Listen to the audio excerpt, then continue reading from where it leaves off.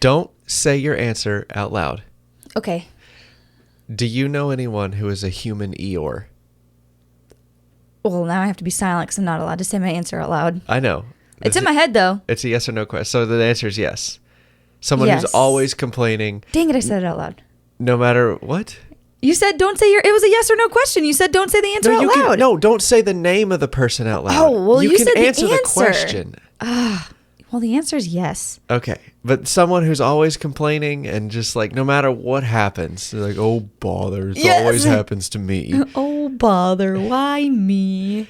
All right. Well, we're going to unpack how that relates to today's title topic. Welcome back to Let's Quit Podcast, episode 46. 46! Oh, my goodness. 4 until 50. Well, I was trying to play the intro, but... Sorry. It's okay. Transition time. Welcome to the Let's Quit Podcast. Quitting is not always a bad thing. If you have the right mindset, quitting can be the most powerful tool you have on your journey to success. It's certainly been helpful for us. Whether it's flying through hurricanes, building our businesses, or just trying to get to bed on time, we're always trying to level up and improve our lives. This is the show where we share the lessons, experiences, and friends that have helped us live this incredible life. So let's quit the bad and grow the good together.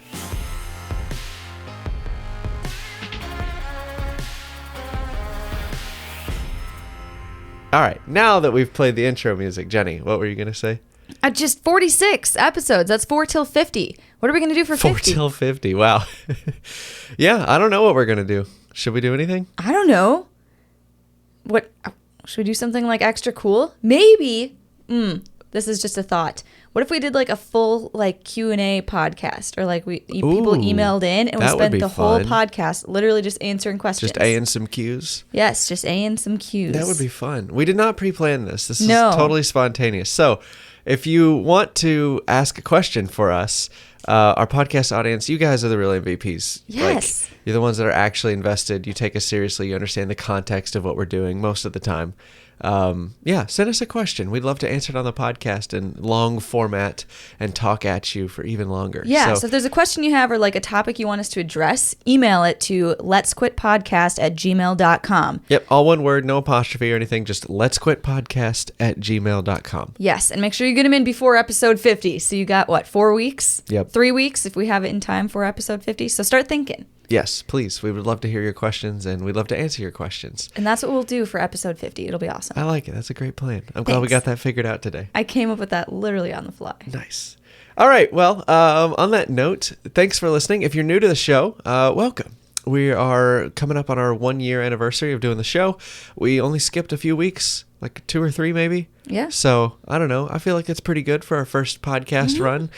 We really don't advertise the podcast that much. We'll mention it in a YouTube video or 2, but... We've only done it twice. We've only mentioned the podcast in 2 YouTube videos ever. Yeah. So, anyway, we will one day work on growing the podcast, but for right now, it's just a time for us to recap our week, get some thoughts out of our head, farm some content for TikTok and some other things. So, do it ugly before you do it pretty. Yes, because then you'll be able to do it pretty much easier. Yes. So, but yeah, if you want to share the show with a friend, I mean, we're definitely not opposed to growing it. We do want like a bigger audience for when, we take the leap and do bigger things with the podcast. But just send them an email. I don't know, share it on Instagram, do whatever, you want to do to share the show. That would be absolutely wonderful.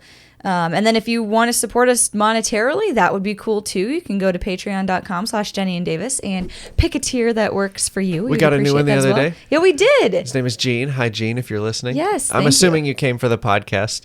I don't know why anybody else would throw some money at us, but because the only thing we advertise Patreon on is the podcast. So right. That's how I came to that connection. So hi, Gene, if you're listening. Yeah. What do we do this week? Man, we have been fulfilling a bunch of boards because we've sold a bunch of boards. A lot of boards. Kudos to you. Thank you. I tried. So far in October, so this podcast is coming out in November, so we're recapping October. But it's currently October 30th, the day that we're recording, so the Saturday. Yes. So I've got one more day to squeeze in any sales or anything like that. Just in the month of October. Just in the month of October, we did 75 boards. What? 75 boards. And once we hit like 70, I was like, I want to go for 100. Go for 100. What if I did 100? And so I pushed really hard, but at 75 is where we landed. So it's $10,000 in boards. Wow. Roughly. That's crazy. Which has been great because that's 75. Think about that. That's 75 people's homes that we've gotten our name.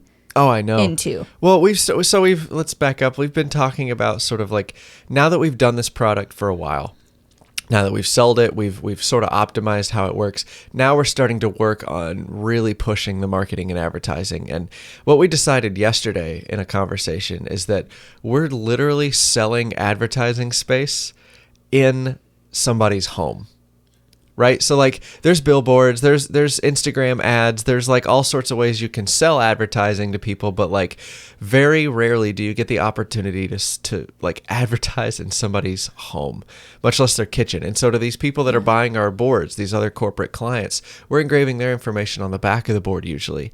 And we're selling advertising space in their client's kitchen. In their dream client's kitchen. It's crazy to me that like we're able to do that. But that's what it takes. It takes a really nice quality product that the customer falls in love with, that they're willing to show off, and your advertising is discreet enough that it can stay hidden, but they can't wait to share who gave it to them when somebody asks. So it's really a great product. We're really starting to like see the utility of it and just push into the marketing and advertising. And we've known it's going to be a great product for a long time, but it's crazy to now like start to write the marketing copy and stuff like that to really and make now it we happen. know like which angle to sell it at. There are some people that love our system. They love that it is so easy that all they have to do is click a link. Which we thought that was going to be the selling point, but most people don't really care about the ease of use. Right. So, and that's what I'm saying. Like, there's some people that love the system. They love that there's just one link they click, they fill in the boxes with their personalization stuff, they hit submit, and the box gets sent out to them the very next day.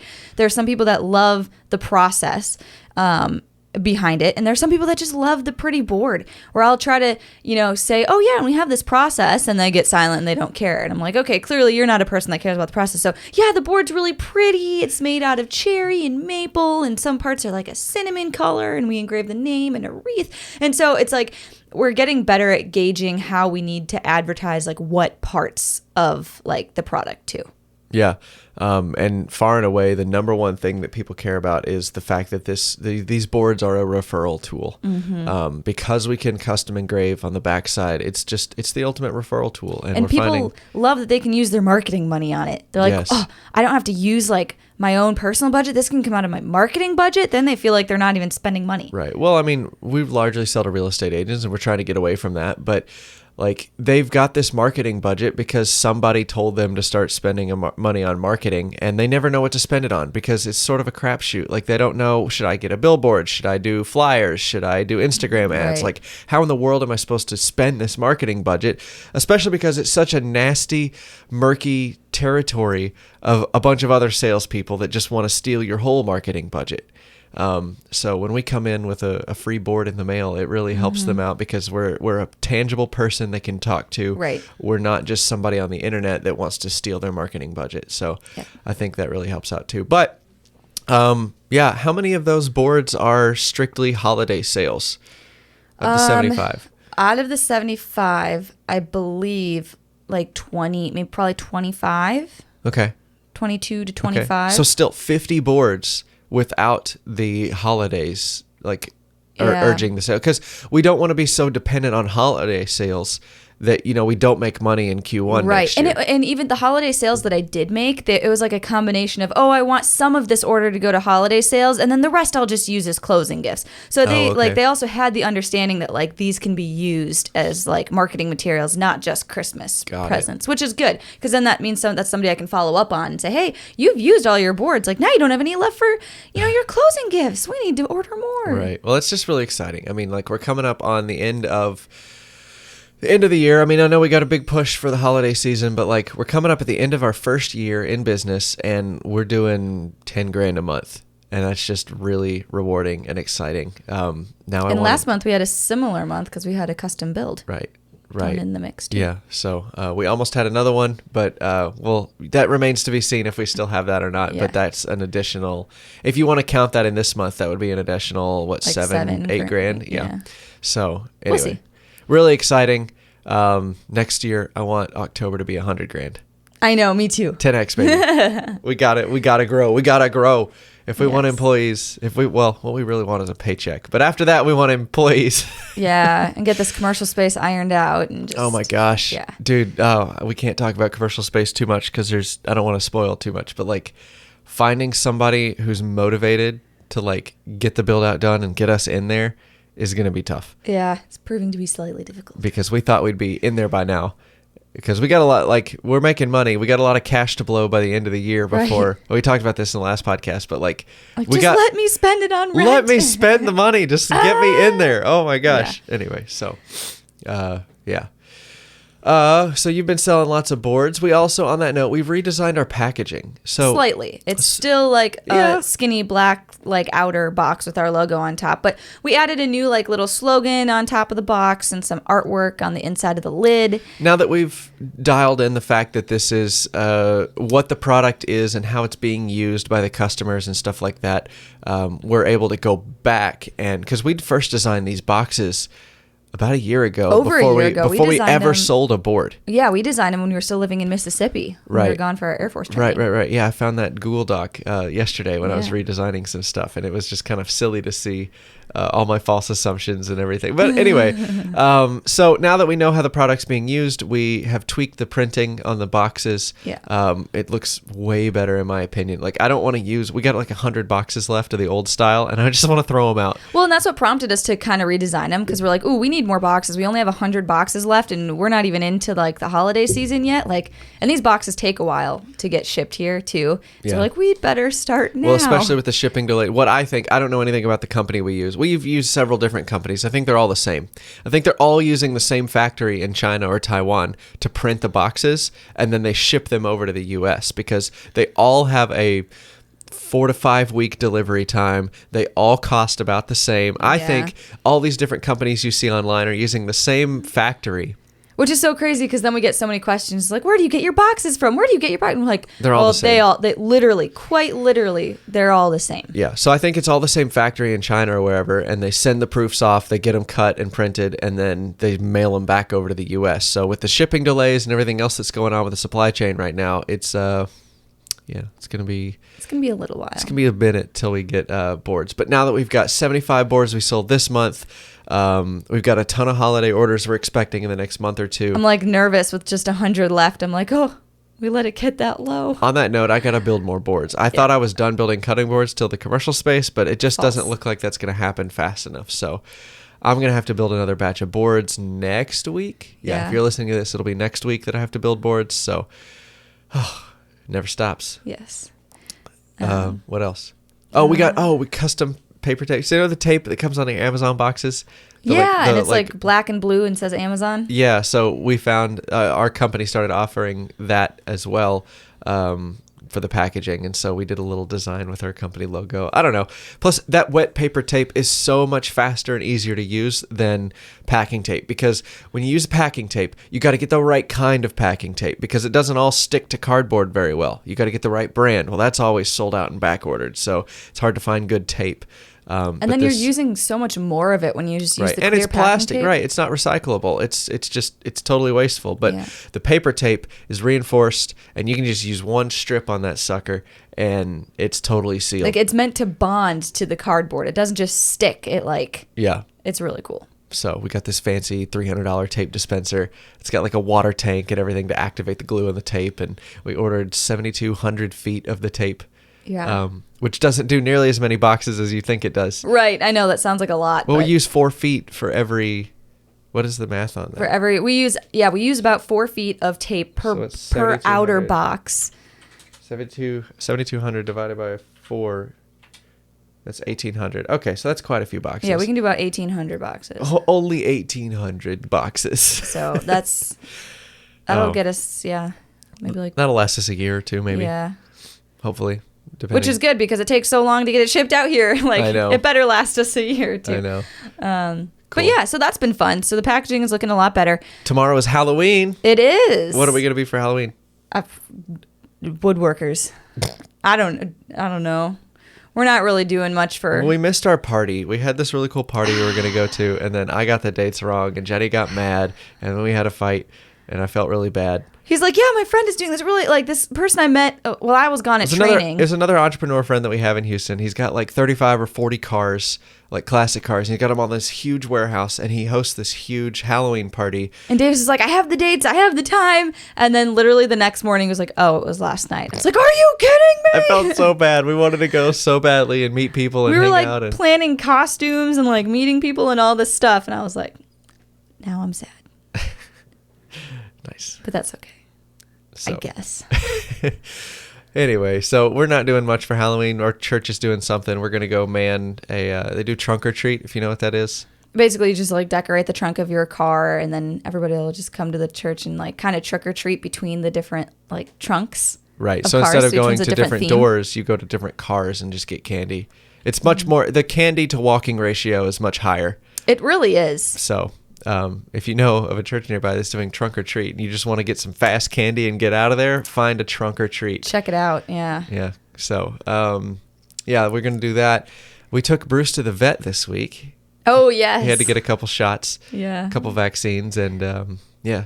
Poor guy's a little overweight. Oh, yeah? Yeah, a little bit. You Not didn't tell me- much. you didn't tell me this. Not much. Yeah, I got the paperwork back, and they're like, "Oh yeah, he's good. He's the vet says he's slightly overweight." What do you mean slightly? Like, I don't know. He doesn't look fat. Well, he's a Doberman, so he's really like skinny and streamlined. And So how much did he weigh?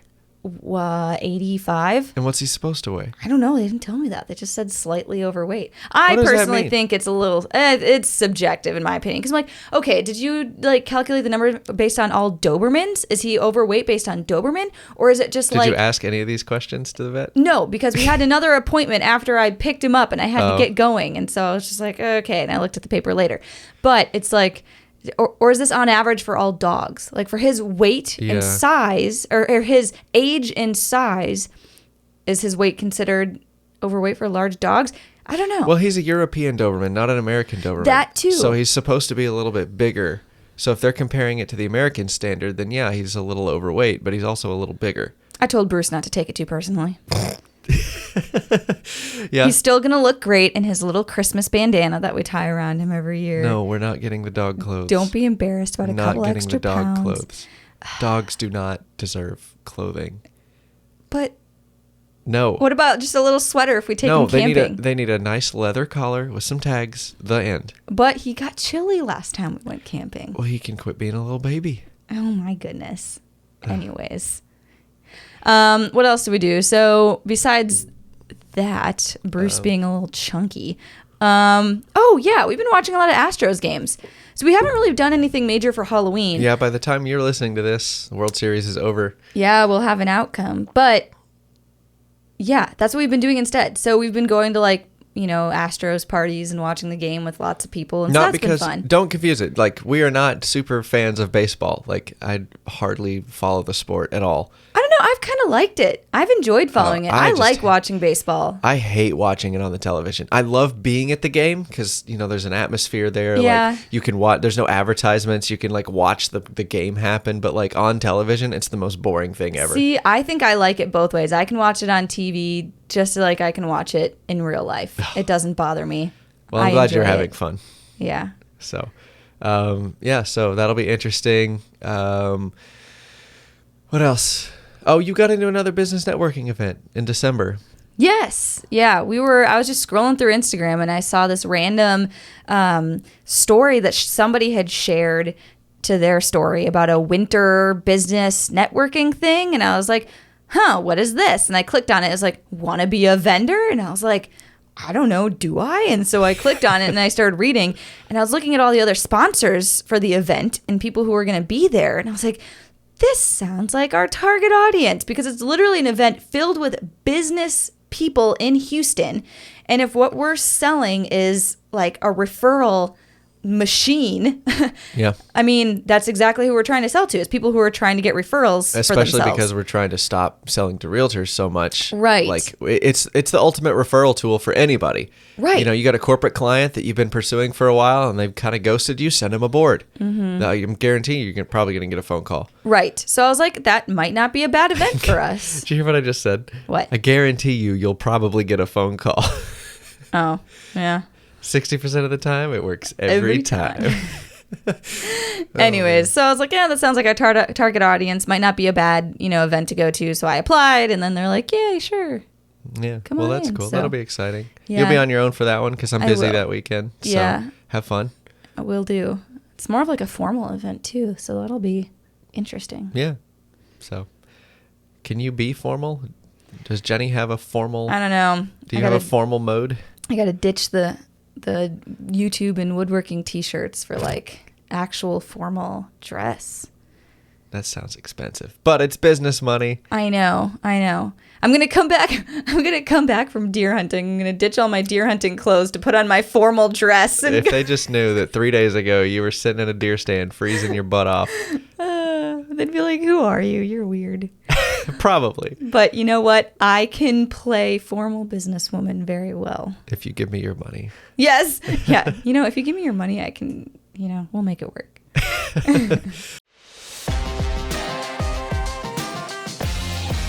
All right, now it's time for the title topic. If you're one of the 3 people that watches this on YouTube and you're paying attention, you will notice that we are in different clothing. And for the rest of you, I just spoiled an otherwise seamless transition. We had the footage get corrupted on the second half of the podcast, so we're re-recording it again. But don't worry, now you get a new and improved version because now we've talked through everything already, so we're able to give you a better signal-to-noise ratio. Yes. Well, it's our podcast, so it's mostly noise anyway. But it'll be slightly better. So, Jennie, why don't you hit them with the quote? Yes. So this week's quote is from Helen Keller, and it is, "Optimism is the faith that leads to achievement. Nothing can be done without hope and confidence." What does that mean to you? Basically, way more things have been accomplished for optimistic people than negative people. I don't know. I feel like more good things flow from optimism than pessimism because you're kind of setting yourself up for what you want to see. Yeah. I don't know of any, at least on social media, I don't know of any wealthy person or very successful person by worldly standards that is always pessimistic. Yeah. Now, all of us struggle with a little bit of negativity and pessimism every once in a while. And at certain points in your life, everybody's going to think the sky is falling. Yeah. But on the average, I can't think of anybody that's just doom and gloom and sad all the time that is also super successful. It's usually poor people. It's usually sadly, it just people works out that way. Who are set in their ways and never think there's anything better or different. Because you don't see everything as an opportunity. You see all change as bad, and then you're not going to take advantage of that. You're going to try to keep things the way that they've always been instead of capitalizing on that change. Yeah, or if you refuse to change your viewpoint, or if you refuse to look into other people's viewpoints, even if you don't agree with them, just trying to understand how other people think. Right. So, yeah, the optimism can carry you forward, which is why we chose the quote, which is why we chose the title topic that we did. It all meshes together. Yes. Synergy, as the mid-2000s buzzword goes. Yes. Cool. So, let's talk about the title of the episode, Quit Assuming the Worst. What do we mean by that? So, you have to think of it as do you know the people in your life that are just downers all the time? Something's always wrong with them. Something horrible is always happening. They are the Eyores of the friend group. They are the, oh, bother, why me? Or it's they're walking to their car and it starts raining and they're like, of course it's raining on me. Of course this always happens to me. This would happen to me. Or buys something from the store and ends up being a size too small. Of course it's too small. Or of course I would grab the broken one. It's these people that love to have bad luck. And they love to tell other people about their bad luck. It's, I don't know, they wear it as a badge of honor. I guess, I don't know. I'm a little more skeptical, but I see these people as attention hungry. I just want you to pat me on the head and tell me I'm pretty. Right. And they don't even want it to be fixed either. Because some of these people you'll say, oh, well, here's a solution. Let me help you. And they're like, no, that wouldn't even help me anyways because X, Y, Z. Right. Well, then what about this solution? They just want the sympathy. Ain't nobody actually trying to solve their problems. They just want the sympathy. Yeah. I don't know. We've spent a lot of time around these people in the military and outside the military too. But I don't know, it's a stereotype of that kind of person in the military. It's a very careful distinction here. It's not the people that want things to be better. It's just people who are complaining. There is no proposed solution. There is no, hey, what if we did it this way instead? It would be better. It's just, no, I'm just going to complain because I want to complain and I want other people to make me feel better about that. So that's what we mean when we say Eyores. So why do we have that? Like, it seems like everybody, unless you were raised correctly or you've gone to hell and back in your life, like everybody is born with this default like negativity bias. We want things to be wrong. We're expecting things to pan out poorly. We're much more willing to pay attention to the potential negatives of a situation than we are to hope for the positive outcome. Mm-hmm. Why do you think we have that? I feel like it's like we have this negativity bias that used to really protect us. I feel like, you know, in the past, like a long time ago, past history, and you would kind of play the odds. Like if you were always expecting the negative, then you were protected from the negative if it ever happened. Like what? Give me an example. I'm just like, I don't know. I'm just thinking back in like the 17 and 1800s, like when people's houses were made out of nothing but wood, because that's pretty much all we had, right? It was like log cabins. And so if like a big storm came by, or, you know, like your house is gone. So every storm that came, people were probably like, hey, this is a big deal. We're going to pretend like this is the worst storm we've ever seen and prep so that just in case it does happen, like our whole house isn't completely destroyed. I mean, people still do that with hurricanes. I mean, with hurricanes, yes. But I mean, gosh, you'd have to do it with way more storms than just hurricanes. I'm thinking more along the lines of like way back in like caveman days. Yeah, like that if you too. thought there was a lion around the corner, you know, so you took some extra care, like turning the corner or traveling at certain times of the day. Like if there was ever a tiger, like that negativity bias, like really saved your life. Right, because even if the tiger wasn't there, okay, no big deal. Yeah, you maybe walked an extra quarter mile. So that's what's trained us. Like we have selectively bred, you know, by those who survive, the humans that were a little bit more skeptical, or those that were a little more conscientious about the bad things that could happen. And that served us well. It made us survive. Well, in 21st century America, like, I'm sorry, that like survivability is not a huge deal to us right now. Like, even if, and please don't take this out of context, like, America is a great country to be very poor in, because even our poorest still have access to, you know, public facilities and shelters, and there's a lot of good to be had out there in the world. Not that we don't have our own problems, not that we don't have a problem with homelessness and stuff like that. We definitely do, but there's no lions hiding behind trees really anymore. Right, unless one escapes from the zoo. you're not daily fearing for your life in right. most places in the United States and in North America. So, just that survival mechanism just it's not needed. And now it's kind of coming full circle and starting to hurt us. Right. Yeah. Like, not only do we not need it really anymore, now it's starting to harm us. Right. Especially if you take that negativity bias into your self-confidence. It's like, oh, well, I don't know if I can pull this off or not.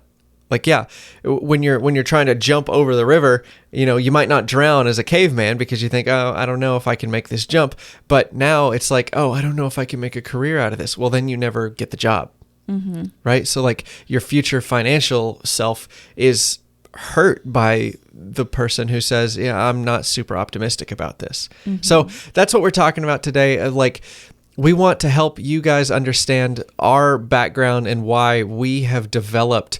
This is not innately taught to us. No. We used to be the most skeptical pessimists you could imagine, but based on life experience and chasing our dreams and achieving some stuff that we've really been happy to achieve and had the opportunity to take part of, we've learned that our optimism is really the key to unlocking a lot of it. So we want to share sort of how we converted our brains, our mindsets over to optimism, and explain sort of how we did that and how you can too. So. Right.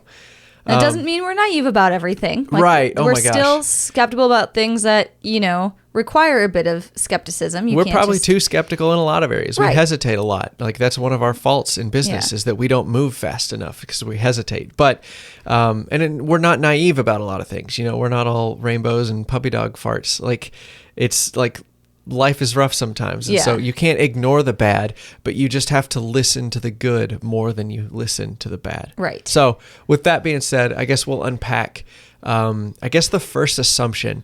And this was really powerful for me to learn. I don't know about you, Jenny, but like, this was really like, once I dialed into this, like the rest of it just clicked. It just made sense. So the first principle we want you to understand is that your brain will see connections where it's expecting to see them. You ever get a fortune cookie at a Chinese restaurant or something like that, and you read the fortune, and then like later that week, whatever general vague thing the fortune cookie said like happened.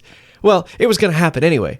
But because you were looking for it, it happened. You ever bought a car? You ever like, I don't know, bought like a very specific type of car that you did a bunch of research on? Once you start doing a bunch of research on that car, you start to see them all over the road. Yes. Like, especially if you buy a used car. And you're like, how did I never see these all over the road before? Right. When I bought I had a Nissan Xterra in the second half of college. And when I bought that thing, I was in love with it. And when I was doing research for it, I didn't realize just how many of those cars there were around. Like you could drive but you'd never think the Nissan Xterra was that popular of a car. But once you own one, once you start doing research on one, you start seeing them everywhere. I guarantee you, if you're listening to this on your drive, you will find 2 or 3 Xterras now because I'm pointing them out to you. Like they're just a very common car, but you don't pay them any attention until you start to own one or you start looking for them. Right. Your brain does that with every single part of your life, whether you're looking for opportunities that are good things, whether you're looking for bad news, whether you're finding reasons to justify your beliefs about the world. Yes, it goes both ways. If you're looking for good things, you're going to find them. But on the flip side, if you're looking for bad things, you're also going to find them. What's the quote we really like? It's the eye can only see what the mind is prepared to comprehend. Yeah, I know you just blew right past that, but listen to that. The mind or the eyes can only see what the mind is prepared to comprehend. If your brain is not ready to see something, your eyeballs aren't going to look for it. Think about it's just crazy. Like, we already assume what it is that our eyeballs are going to see. That's how we understand things in our frame of reference. When we see something new, it looks very confusing. There's a TikTok out there of like, it's like this picture and it's like all these other things. And it's like, I dare you. It's like a room full of junk. Kind of like an I Spy book. Yeah, it looks like an I Spy book page when you first see it. And then the caption at the top says, I dare you to name one object in this picture. And you think, oh, okay, I can do that. And then you start to look. There's no identifiable objects in the picture. But it looks like a closet full of junk. It looks like you see a stack of plates or some books or a table or something like that. But it's just a bunch of lines and squiggles. Your brain is trying to see something in the picture, but there's nothing there. And your brain does this 24/7, 365 with your entire life. I don't mean to get woo-woo and conspiracy theory out here, but like if you were prepared to see negativity, I heard somebody say the other day, it broke my heart. He says that this is the worst time to live as a human being on the planet. And I'm mad at myself because I didn't say something, but like that is just objectively false. Let's talk about objectively for a minute. Like we hear a lot of negative people on YouTube comments. Of course, that's a great source for negativity. But like we hear people all the time say like, oh, it's just a terrible time to be alive. Like, I don't know if I want to bring kids into this world. What a sad, depressing, oh my gosh, to live. If you're one of those people, can we please, if we've got any traction with you, can we please just talk right at you for a second? Objectively. Yeah, I'm not talking about your experience. I'm not talking about your emotion. I'm sure life is terrible for you or someone you know or something like that. But objectively, on the whole, 7.5 billion people in the world, it is the best time to be a human being in the history of forever. Diseases are at an all-time low. Believe it or not, even with COVID, diseases are at an all-time low. Life expectancies across the globe are at an all-time high. Poverty across the globe is at an all-time low. Murders, we looked all this up before the podcast. Global homicide rates are at all-time lows across the entire span of human history. You are more likely, statistically, to live a wealthy, healthy, long life in 2021 than you are at any other time in history. Right. And we're talking about your basic needs, right? Like survival, right. You're looking health, at, right. Food. We're looking through the lens of survivability and poverty. You look at just those things, it is way better. Now, why are we unhappy? Why is anxieties and attempted suicides and all these things at all-time highs? It's because of our negativity bias. We are looking for things to be negative. So the news media, so social media, so your friends and family are all talking about the most negative things that happens. This breaks my heart that this is the way the world works. But when we make a YouTube video and we put a title and thumbnail that is negative, Steve Ramsey tested this out too. When you do a negative-oriented title and thumbnail of like, oh no, something bad happened, or oh no, we waited too long and lost this. Our views will almost double. But if I say the ultimate guide to selling a product, like that, we literally have that video. It got like 3,000 views. compared to our normal 10 But if we put 10 to a 20,000. video that said we screwed up or we're so bad at this, those are our best performing videos by far. Right. It's absolutely insane how strong this negativity bias is. Now, you can sit there and complain about it, or you can not believe it, or, and I think most of you are in this category, you can accept it and say, how do I work within that? How do I take that rule and use that to my advantage? And that's where you want to be. So, oh, did we miss anything in the notes? Sorry. That was a lot. That was a lot. Off the cuff. Yeah, so we hit that. Yeah, so we're not, I feel like we clarified this. I just want to say again, it's not that there are not problems in the world. Because there definitely are. We have got a long way to go as a species and as caretakers of this planet. We've got a lot of work to do.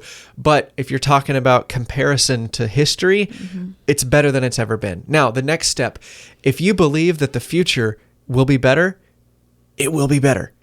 You're going to look like you are going to be happier. You are going to feel more fulfilled and more successful if you believe that the best days are ahead of you. Yes. And that's just another fact. Like, if you think that life is going to get worse or you're scared of what bad might happen, yeah, you're going to have a miserable freaking time. And you're going to create that for yourself because all of a sudden everything surrounding you is negative and doom and gloom. And so that's how you act. You perform, you speak, you listen, you talk as if everything around you is doom and gloom. Yeah. So a quick example, I'm going to use my mom. I love you, Mom. Hi, Mom.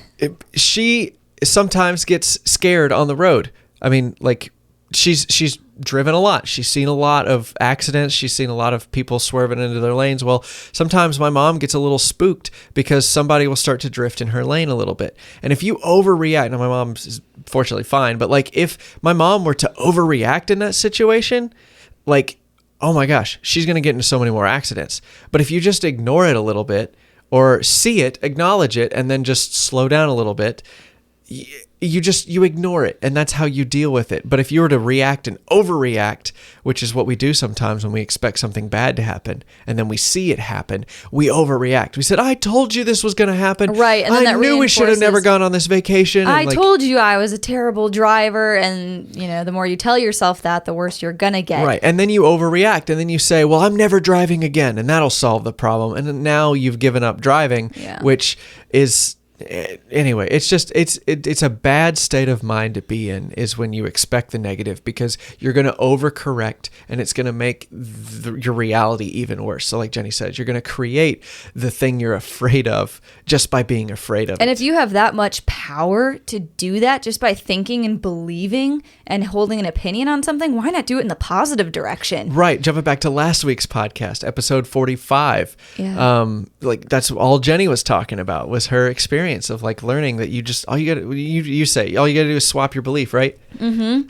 Yeah. Instead of saying, I'm the worst driver in the world, everybody around me is swerving, to say, I'm a pretty average driver and I just have to pay attention. Right. I'm not bad. I just have to be alert, just like everybody else and is. other drivers aren't perfect, so we all just gotta, follow the rules of the road together and get through it the best way we can. And all of a sudden, you're not as nervous as you once were, and you've de-escalated the situation, essentially. Right. And so I guess what we're trying to say is you are your routines. The reality that you have is based 90% on your routines. If you believe that you are doing positive, good things for the world, you are going to see more positive and good things for the world. If you think the world is a dark, scary, nasty place to be, guess what you're going to find? You're going to find darkness, you're going to find nastiness, and you're going to find scariness. Those stories are going to somehow find their way into your feed more often. They're going to somehow be up on your internet browser more often. So let me talk for a second to those of you that deal with that reality. Maybe, I don't know, maybe you're in law enforcement or you're in the military or you're in some, some nonprofit organization that deals with just the nasty side of humanity more often than the average person. You've got to fill your head with perspective, because if all you do for 40 hours a week, 50 hours a week is see the negative side of things, and you don't go home and you don't fill your head full of the positive end of the spectrum, you're going to start this downward spiral of negativity. And it's just not a good place to be. We were there for a long time, especially with like the world of nuclear weapons. Like, oh my gosh, when I did that job, like everybody thought the world was going to end, every couple of weeks. I can't really talk much about it, but like you don't do that job for very, you're not in that career for very long before you start to have a bug bug out bag. That was sort of the joke that everybody said, is like, yeah, you do this career long enough, you'll have a bug out bag in your closet. And I'm just like, man, that's just no way to live. Like, I get it. There are clear and evident threats, but at the same time, you can't live your life in fear. Right? Yeah. Because if you live your whole life in fear, you're going to waste your life on something that probably won't happen. Yeah. Anyway, so I just wanted to speak at that for a second. We know there's other people out there that deal with the dark side of humanity. You've just got to take the extra effort to fill your free time up with perspective broadening. Go watch like veteran reunited like videos, like yeah, or parents listen to coming like home from deployments, like go happy podcasts of just positive stories. I know there's plenty of like smaller news sources and podcasts that their sole job is to like advertise positive news instead of like all the bad things that are happening and the murders and the crimes. And you might say they celebrate happiness. Right. And you might say that like, well, that's just delusion. Like you're just filling your head full of stuff that's not reality. It's like, no, it's just another part of reality you don't ever see. So it feels fake. Right. But there are just like, as sad as it sounds, there are just as many people in the hospital today as there are people who are getting their dream job or getting the girl to say yes to that date or changing career paths and having success. It sucks. Life sucks sometimes. But if you consistently choose to see the optimistic side of things, not ignoring the bad, but if you choose to focus and listen to the voice in your head that's more optimistic, your life is going to be better. Mm-hmm. You're going to get that back. It's an investment in your future to be positive instead of being negative. Right. Why does the norm always have to be keeping track of all the negatives that happen? Why can't the norm keeping track of all the positives that happen? Right. And in 21st century America, it serves you so much better for your future to be optimistic than it does to be paranoid and skeptical all the time. Yep. So that went so much better than the last time we tried to record this. So I'm kind of glad the footage got corrupted. Yeah. But anyway, so if you've been jiving, if you're one of these people that wants to hear more positivity, wants to be the more optimistic person in the friend group, what steps should we take, Jennie? All right. So the first step that we have for you guys is to ask yourself this question and truly answer it. Like even write your answer down. And it is, what would you do if you knew you could not fail? Right. If you were guaranteed not to fail, like what things attempt? would you take on? Yep. If you knew that no matter what happened, no what ifs, no roadblocks, not that it's going to be easy, but like if you attempted something and you worked your face off for it and you got exactly what you wanted, what is it that you would do? And then the next step, which is crazy, like if you start, well, not the next action step, but after you answer this question, if you can work backwards and say like, what is standing in my way from that? And how big of a hurdle really is that? And then you might realize that goal's not too far off, or that's more doable than you thought. If you break it into steps and put dates next to it, all of a sudden now you've got a 5-year plan. Yeah. So, or a 10-year plan. That's like a positive scary. Like that's literally what we did with our businesses. Like we just spent a lot of time getting ourselves really, really optimistic. This is what we did when we were coming to an end in our time in North Dakota. We were very optimistic about the future because we had our dream jobs we had gotten. We knew we were moving. Yeah. We were starting the businesses, and we were on an optimistic high. And that's when you want to set your goals. And so we set our goals of what we wanted the furniture business and all the other businesses to look like in 10, 20 years. And then we said, okay, what does that look like working backwards? We put it all in a Google Doc. And now we started we didn't put hard dates on it, but just expected timelines. And now that is our list. When I wake up every day, like I am actively working towards those dreams and goals that we made when we were super optimistic. And it's crazy because we've started hitting a lot of them too. Like we look back at our annual goals, especially we'll probably do another podcast on this maybe at the end of the year about like our yearly goals or whatever. But especially for 2021, like I'm just so proud because we've hit a lot of our goals early. We hit so many of our goals. Early. Yeah, we'll definitely do a podcast on this. But like our annual goals, we hit most of them in July or August. And it sounded like when we made them in January, it sounded insane. We were like, all right, cool. I guess we'll write this down as a goal. It was like a good amount of like scary, but also like, really by next January? I don't know about that. Yeah. So subscribe to the podcast if you want to hear that episode coming up pretty soon. Sorry, I got us off track. Second action step of what we can do. Limit your time spent around Eyores. Oh my gosh. The bothers. Yes. please. Yes. If nothing else from this podcast, please limit the time you spend with the people that are just sad sacks full of misery. They don't need saving. They need saving, but they don't want it. And the way you want to give it to them is not the way that it's going to work for them. Right. Because for me at least, I feel bad abandoning the Eyores. I just feel guilt. Like, I should be turning around. I should be saving them. I should dedicate more time to helping them, change their lifestyle.